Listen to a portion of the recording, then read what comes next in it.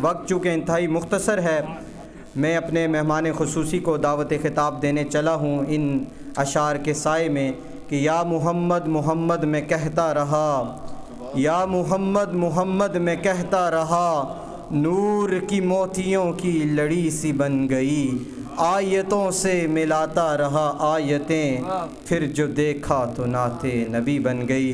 میری مراد ملک پاکستان سے تشریف لائے ہوئے عظیم عالم دین، عالم نبیل، فاضل جلیل، خطیب اہل سنت حضرت علامہ مولانا اقبال قریشی صاحب آپ کے نعروں کی گونج میں تشریف لاتے ہیں۔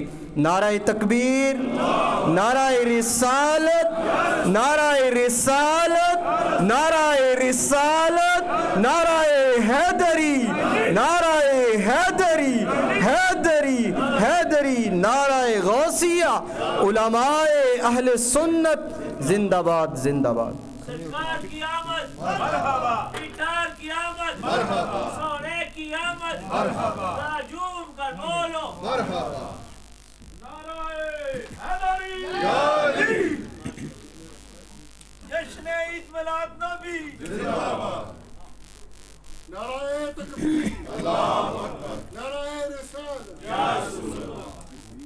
الحمدللہ رب العالمین والعاقبۃ للمتقین والصلاۃ والسلام علی سید الانبیاء والمرسلین وعلی آلہ الطیبین الطاہرین واصحابہ الکاملین المکرمین المعظمین، اما بعد فاعوذ باللہ من الشیطان الرجیم، بسم اللہ الرحمن الرحیم، ان اللہ وملائکتہ یصلون علی النبی یا ایہا الذین آمنوا صلوا علیہ وسلموا تسلیما، اللہم صل علی سیدنا محمد وعلی آل سیدنا محمد افضل صلواتک بعدد معلوماتک وبارک وسلم وصلی علیہ، الصلاۃ والسلام علیک یا رسول اللہ، الصلاۃ والسلام علیک یا حبیب اللہ، الصلاۃ والسلام علیک یا رحمۃ للعالمین وعلی آلک واصحابک یا شفیع المذنبین۔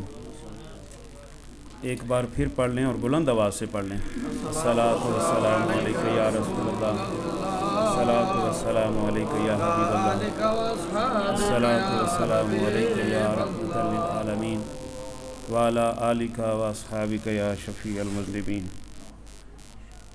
امین صوت و صدا بھی یہیں کہیں ہوگا۔ آپ کا شعری ذوق دیکھ کر میں سنانا چاہتا ہوں۔ امین صوت و صدا بھی یہیں کہیں ہوگا، اللہ اللہ، شفیع روز جزا بھی یہیں کہیں ہوگا، امین صوت و صدا بھی یہیں کہیں ہوگا، یہیں کہیں ہوگا، شفیع روز جزا بھی یہیں کہیں ہوگا۔ یہ نعت پاک رسول خدا کی محفل ہے، مجھے یقین ہے خدا بھی یہیں کہیں ہوگا۔ اللہ اللہ، کیا کہنا، سبحان اللہ۔ اور اشوک سائل کا شعر ہے، وہ کہتے ہیں کہ کوئی ایسا کرشمہ، ایسا جادو کیجئے مجھ پر، کوئی ایسا کرشمہ، ایسا جادو کیجئے مجھ پر، میں لوں نام محمد اور لبوں پر پھول کھل جائیں۔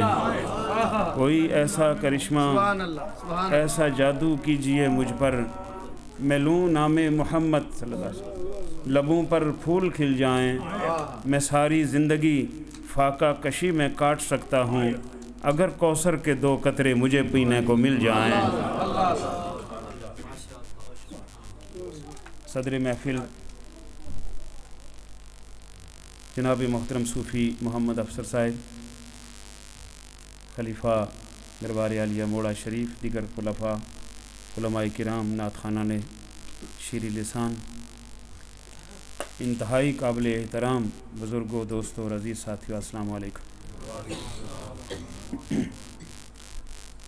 اللہ سبحانہ و تعالیٰ کا فضل ہے جس کی توفیق سے اس وقت ہم اس مسجد میں رسول رحمت ہادی عالم احمد مجتبیٰ جناب محمد مصطفیٰ सल्लल्लाहु ताला अलैहि वसल्लम के मुबारक ज़िक्र के लिए हाज़िर हैं। रहमान और रहीम रब की बारगाह में इंतहाई आजिज़ी के साथ और इंतहाई इनकिसारी के साथ इल्तिजा है कि मालिकुल मुल्क हम सब की हाज़िरी को अपने दरबार रहमत में शरफ़ कबूलियत अता फ़रमा और इस हाज़िरी की बरकत से हम सब की लग़ज़शों को माफ़ फरमा।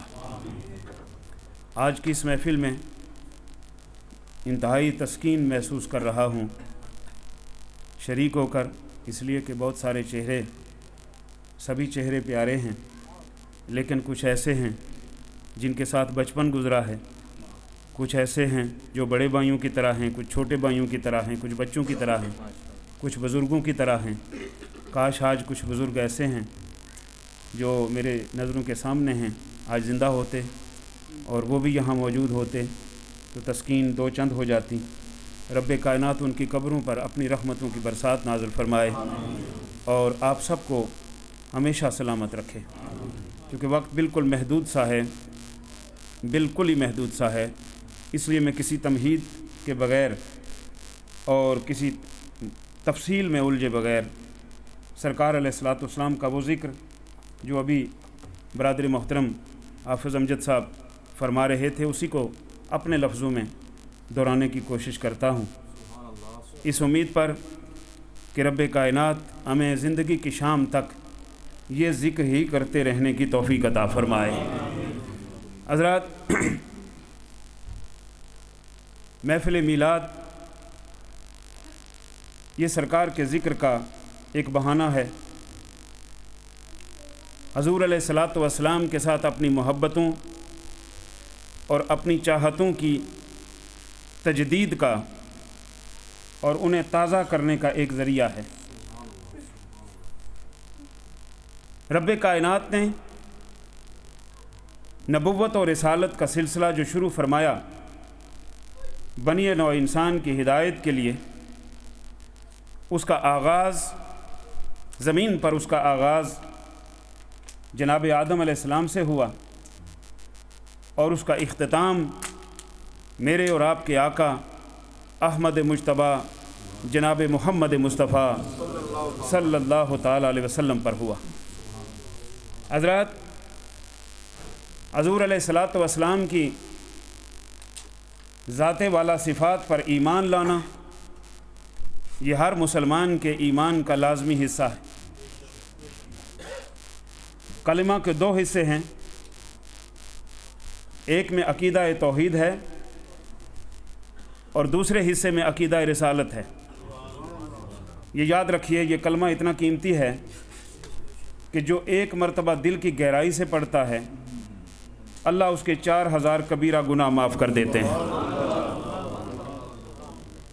इसे वक्तन फ़वक्तन पढ़ते रहा करें।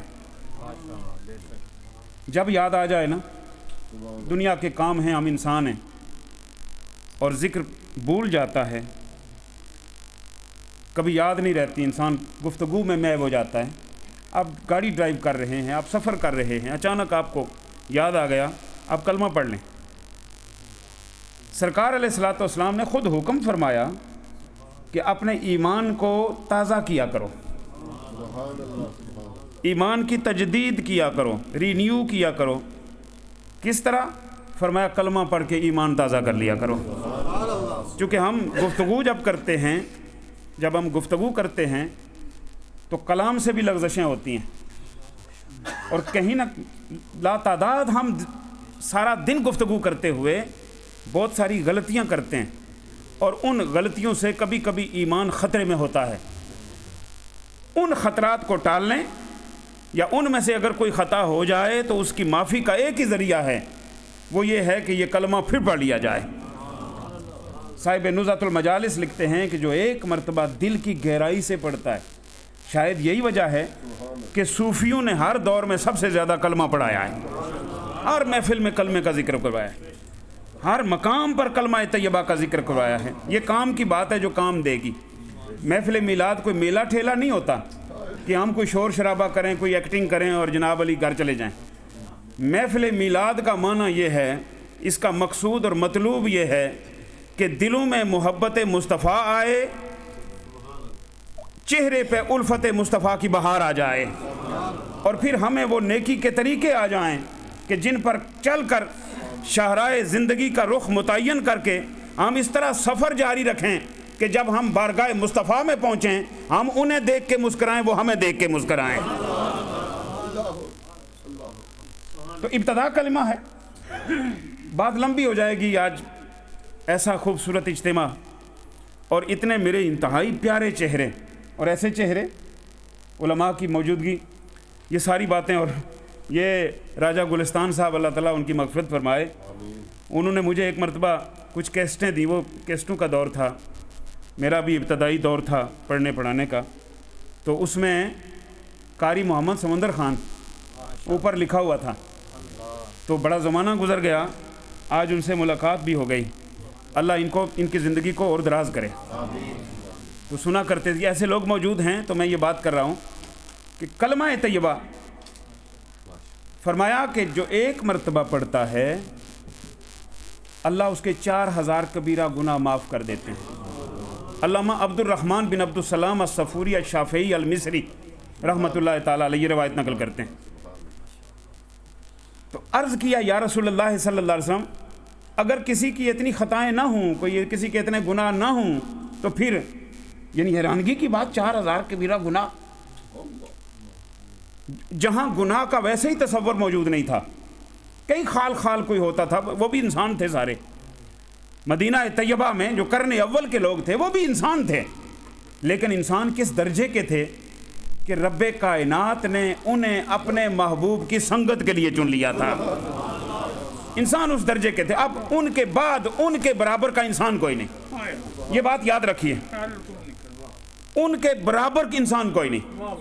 وہ جنہوں نے سرکار کا دیدار کیا، کلمہ طیبہ، ہم بھی کلمہ پڑھتے ہیں، وہ بھی کلمہ پڑھتے تھے، ہم 1000 مرتبہ پڑھیں ہمارا ایمان تازہ ہو جائے گا، وہ ایک مرتبہ پڑھتے تھے صحابی رسول ہو جاتے تھے، حضور کے صحابی ہو جاتے تھے، ان کا سٹیٹس الگ ہے۔ اب روئے زمین پر غوث بن سکتا ہے، قطب بن سکتا ہے، ابدال ہو سکتا ہے، ولی ہو سکتا ہے، کلندر ہو سکتا ہے، صحابی نہیں ہو سکتا، اس لیے کہ صحابیت کے لیے جو کوالیفیکیشن ہے وہ ہے رخ مصطفیٰ کی زیارت کرنا، ایمان لانا اور اسی ایمان کو لے کے دنیا سے چلے جانا، یہ کوالیفیکیشن ہے۔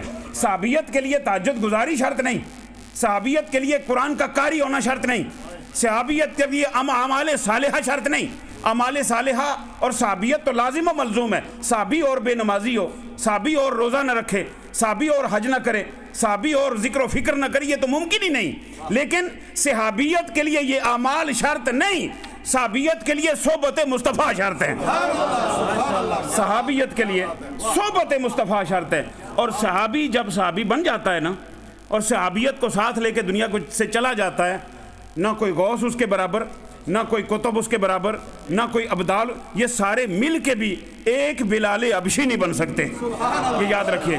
کیوں؟ وجہ کیوں یہ یاد رکھیے۔ ایک بات اہل علم بیٹھے ہیں اور اشارتاً بھی کرنا چاہتا ہوں اور صراحتاً بھی کرنا چاہتا ہوں، شاید کہ اتر جائے تیرے دل میں میری بات۔ صحابی جیسا کوئی کیوں نہیں ہو سکتا؟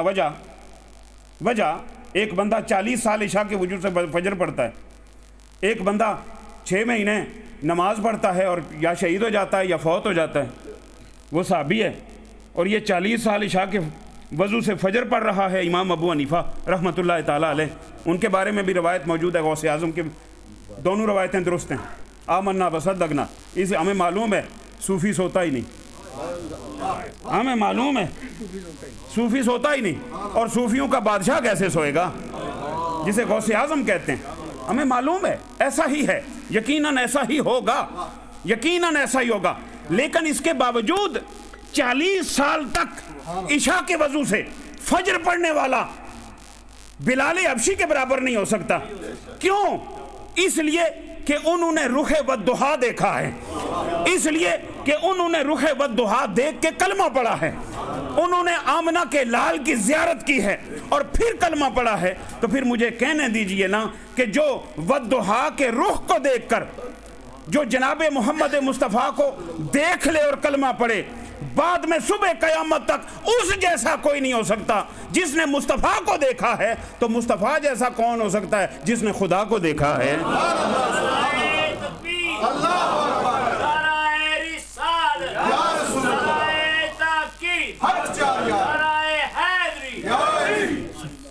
جناب محمد مصطفیٰ صلی اللہ تعالیٰ علیہ وآلہ وسلم جنہوں نے ان کو دیکھا، ان جیسا کوئی نہیں۔ یہ صرف اہل سنت نہیں کہہ رہے، یہ صرف یہ صوفی نہیں کہہ رہے، یہ صرف علماء نہیں کہہ رہے، یہ صرف بریلوی نہیں کہہ رہے، یہ صرف اہل سنت نہیں، سارے ہی مان رہے ہیں،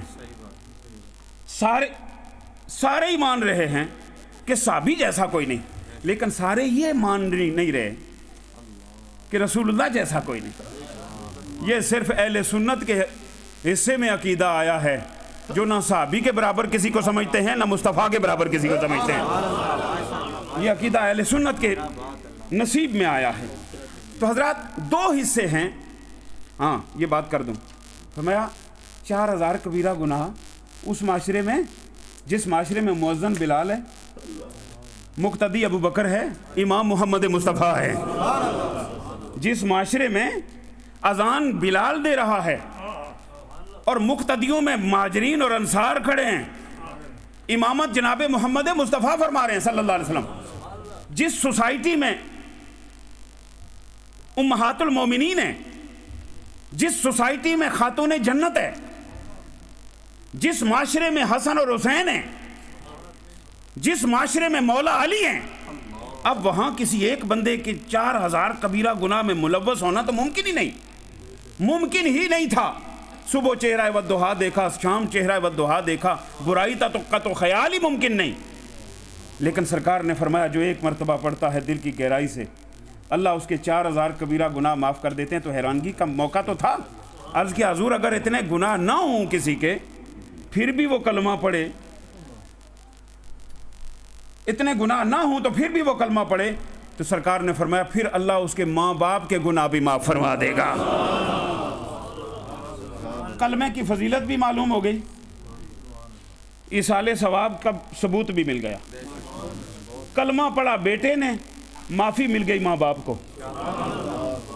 اب یہ کہنا کہ وَلَيْسَ لِلْإِنسَانِ إِلَّا مَا سَعَىٰ، انسان کو وہی کچھ ملتا ہے جس کی وہ کوشش کرتا ہے۔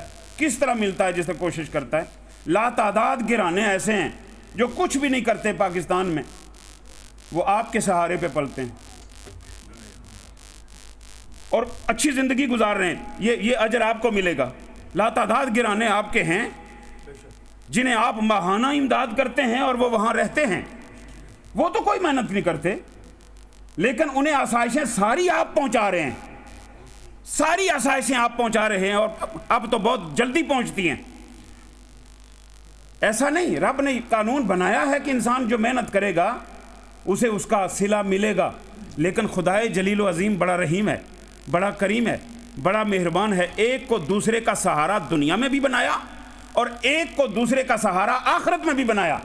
دنیا میں بنایا، آپ رزق میں شریک ہو جاتے ہیں اور انہیں آسانیاں فراہم کرتے ہیں، اور آخرت میں سہارا یوں بنایا، بیٹا نیکی کرتا ہے باپ کا درجہ بلند ہو جاتا ہے، باپ کا درجہ بلند ہو، وہ دعا مانگتا ہے، اللہ عالم برزخ میں اس کا درجہ بلند کر دیتے ہیں۔ تو یہ دو حصے ہیں حضرات، ایک ہے توحید اور ایک ہے رسالت۔ یاد رکھیے عقیدہ توحید کا تقاضا کیا ہے کہ رب کائنات کو ایک مانا جائے، اور ایسا ایک مانا جائے کہ پھر اس کی ذات میں، اس کی صفات میں اور اس کی عبادات میں کسی کو شریک نہ کیا جائے۔ یاد رکھیے جب رب کا نام آئے نا، سبحان اللہ زیادہ کہا کریں، اس لیے کہ سب سے بڑی شان اللہ کی ہے، ٹھیک ہے؟ ہمارے ہاں ایک رواج ہے، پتہ نہیں کسی کو میری بات یہ اچھی لگے گی یا نہیں، نعرہ تکبیر، نعرہ رسالت، نعرہ حیدری۔ یہ طریقہ ٹھیک نہیں ہے، یہ طریقہ ٹھیک نہیں ہے۔ اس کا مطلب ہے کہ اللہ کو آپ نے بڑا تھوڑا درجہ دیا ہوا ہے، رسول اللہ کو آپ نے کوئی کم درجہ دیا ہوا ہے۔ جس ترنگ کے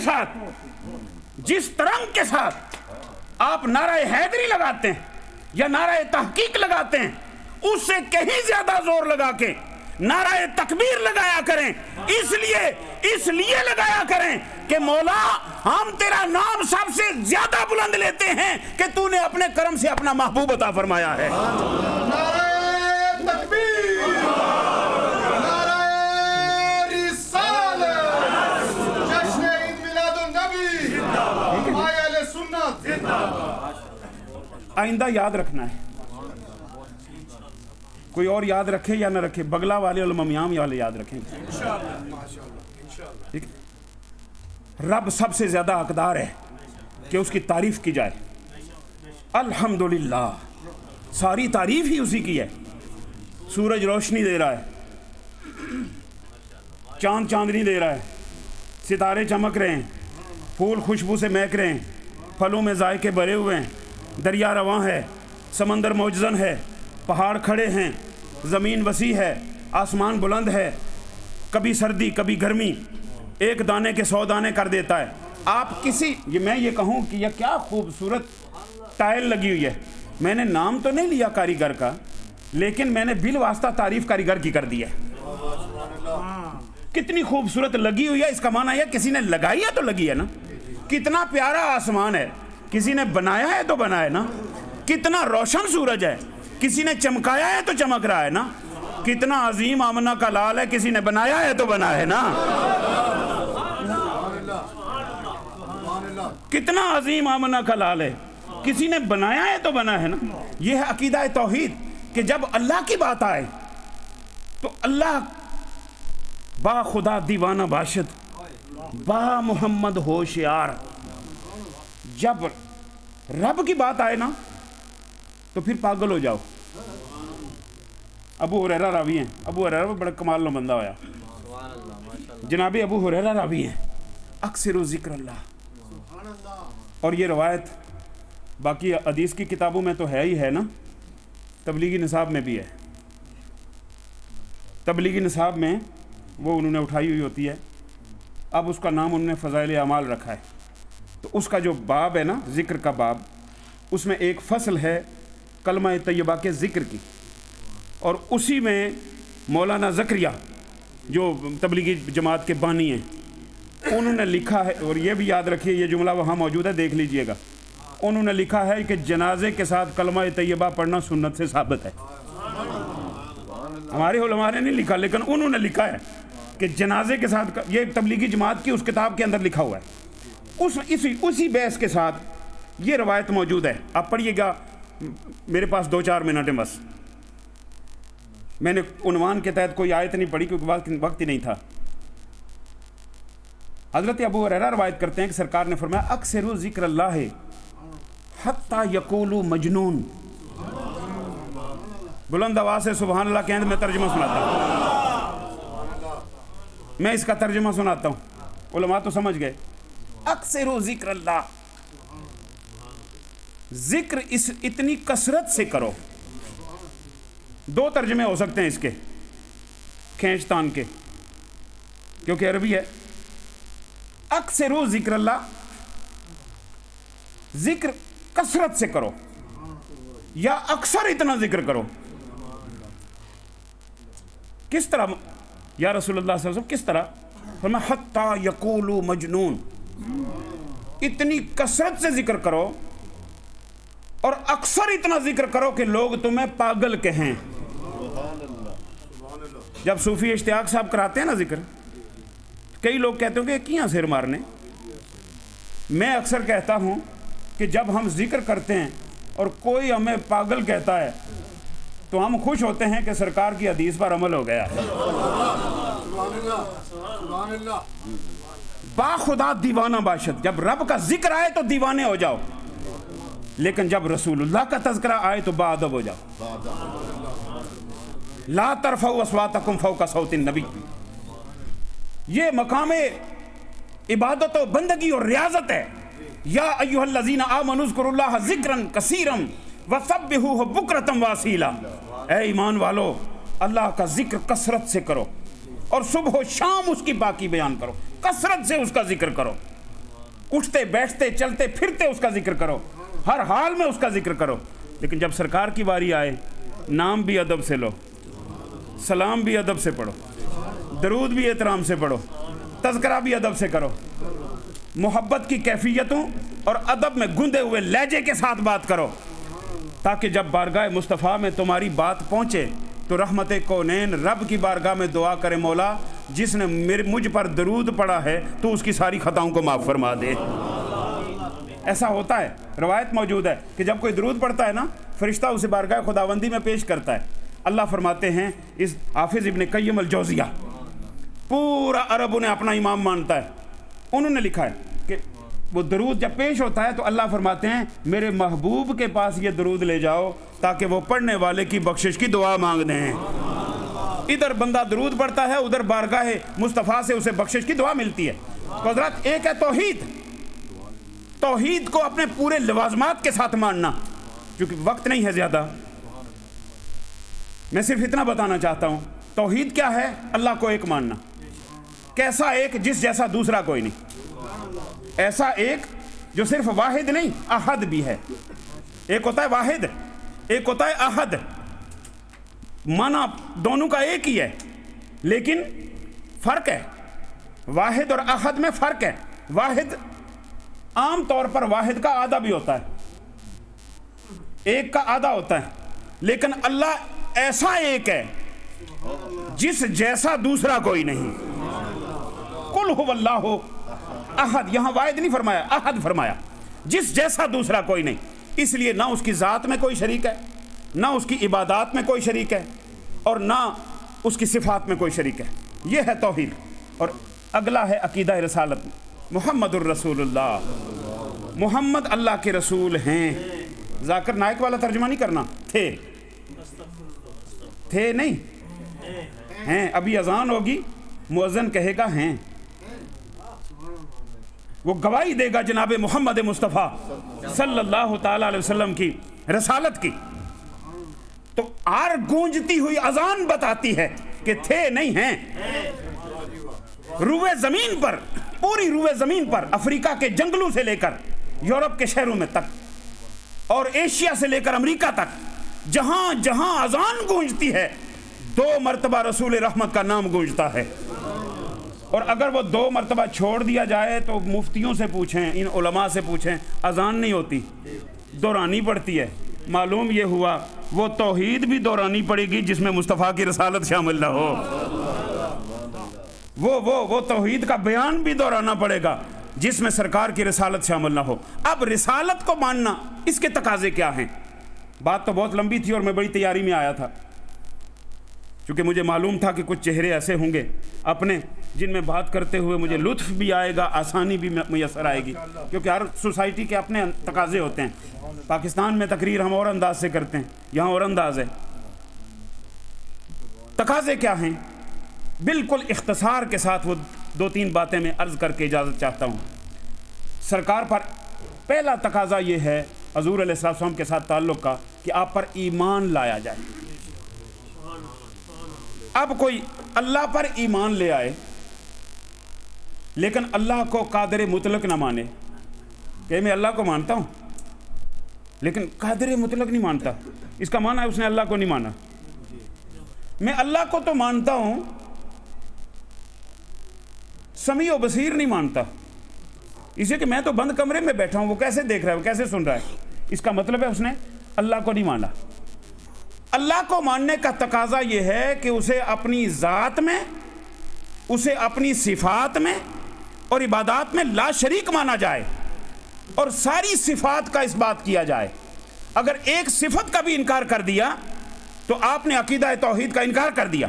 یہی تقاضے عقیدہ رسالت پہ ہیں کہ آپ نے مانا محمد الرسول اللہ، لیکن عقیدہ یہ بنایا کہ دیوار پیچھے کی خبر نہیں، تو پھر آپ نے رسول اللہ کو نہیں مانا۔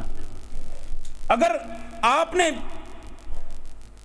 اقرار کیا محمد الرسول اللہ اور آپ نے کہا نہیں قیامت کے دن تو کوئی کسی کے کام نہیں آ سکے گا، کسی کی مجال ہی کیا ہے قیامت کے دن کوئی کسی کے کام آئے، اس کا معنی یہ آپ نے رسول اللہ کو نہیں مانا۔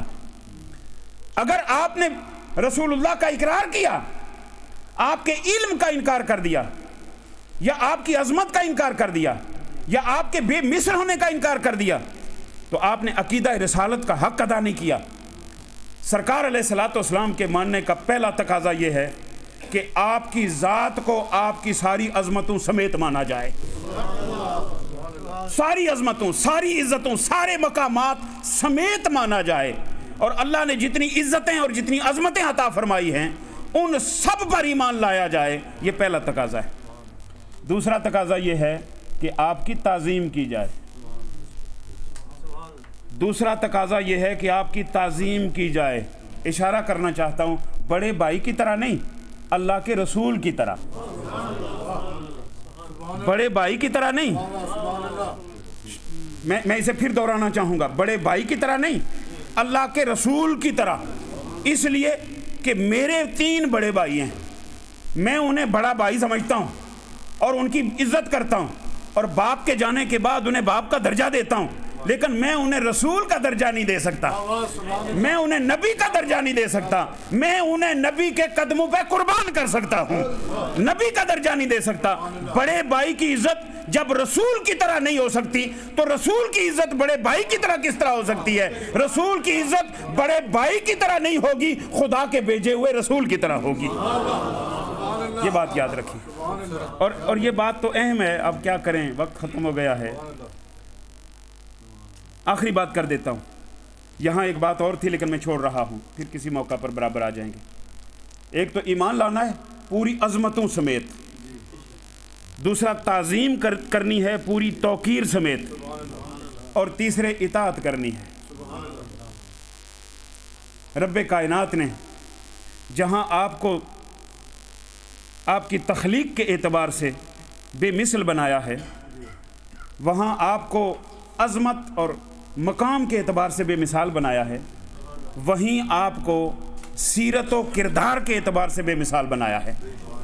اب اگر کوئی بندہ یہ چاہتا ہے کہ میں اپنے رب کی بارگاہ میں سرخرو ہو جاؤں تو اسے کسی اور کو اپنا آئیڈیل نہیں بنانا ہوگا، محمد مصطفیٰ کو بنانا ہوگا۔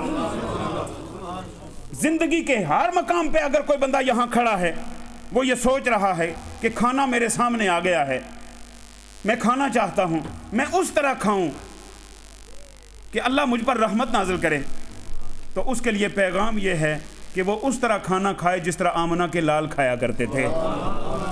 میں پانی پیوں، میری پیاس بجھ جائے، لیکن میرا رب مجھ سے راضی ہو جائے کہ اس نے یہ نعمت دی ہے، تو اس کے لیے ایک ہی طریقہ ہے کہ جس طرح سرکار نے پیا ہے اس طرح پیے۔ اور حضرات، یہ تو کھانا پینا ہے نا، یہ تو چلنا پھرنا ہے، یہ گفتگو کرنا ہے، یہ عبادت کرنی ہے۔ سرکار کی سیرت اتنی مکمل ہے، حضور کی سیرت اتنی کامل ہے کہ رسول رحمت نے سونے کا طریقہ بھی بتایا ہے، سونے کا طریقہ بھی بتایا ہے۔ جو سرکار علیہ الصلوۃ والسلام کی سنت کے مطابق سو جائے، ساری رات فرشتے اس کے لیے رحمت کی دعا کرتے رہتے ہیں، دعا کرتے رہتے ہیں۔ اب جس کی سنت پر بندہ سو جائے اور خراٹے لینے لگے، اس کی تعظیم اپنے بڑے بھائی کی طرح کس طرح کرے؟ اس کی تعظیم اپنے باپ کی طرح یا بڑے بھائی کی طرح کس طرح کرے؟ اس کی تعظیم اس طرح کرے گا جس طرح شب معراج سارے نبیوں نے صف در صف با ادب کھڑے ہو کے کی ہے۔ جناب محمد مصطفیٰ صلی اللہ علیہ وسلم آگے کھڑے ہیں اور سارے انبیاء پیچھے کھڑے ہیں اور دنیا کو میسج دے رہے ہیں، ہم با ادب کھڑے ہیں۔ روئے زمین پر بسنے والا ہر مومن سرکار کی بارگاہ میں با ادب کھڑا ہو جائے۔ حضرات، اب کیا کریں، اس بات کو کس طرح میں آگے کھولوں؟ بریڈ فورڈ میں مسجد حنفیہ میں 10 بجے پورے انہوں نے کہا تھا کہ آپ کی تقریر ہے۔ میں ادھوری بات چھوڑتا ہوں، میں اپنی بات کو مکمل کرتے پھر 10 منٹ لگا دوں گا، وہ درست نہیں ہے۔ اللہ آپ کو سلامت رکھے، اللہ آپ کو ہمیشہ ذکر مصطفیٰ کی توفیق دے، اللہ آپ کا ایمان سلامت رکھے، آپ کا دین سلامت رکھے۔ اس دیار فرنگ میں اللہ کریم آپ کے بچوں کی خیر فرمائے اور آپ کے بچوں کو مومن رکھے اور آپ کے بچوں کو آپ کی آنکھوں کا ٹھنڈک بنائے اور آپ کے گھروں پر اپنی رحمت کی برسات نازل فرمائے۔ بس یہ ادھوری گفتگو قبول فرمائیے اور مجھے یہیں سے اجازت دیجیے۔ والسلام علیکم ورحمۃ اللہ وبرکاتہ۔